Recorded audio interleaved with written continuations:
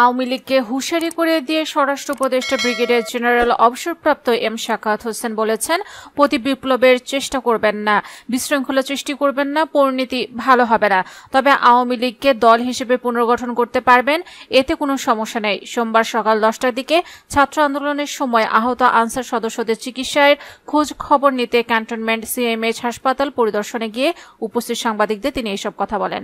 শাকাত হোসেন বলেন, দেশের জন্য আওয়ামী লীগের অনেক অবদান আছে, তাই তারা দল গোছাতে পারে, তবে প্রতি বিপ্লবের স্বপ্ন দেখলে হাজার হাজার মানুষের রক্ত ঝরবে। স্বরাষ্ট্র উপদেষ্টা বলেন, আমরা হয়তো পালিয়ে যেতে পারি, এই জেনারেশন বা ছাত্র জনতা পালাবে না। আন্দোলনে প্রাণহানির ঘটনা তদন্তে আন্তর্জাতিক সহায়তা চাওয়া হবে জানিয়ে শাকাত হোসেন বলেন, আন্দোলনে হতাহতের ঘটনার নিন্দা জানাই।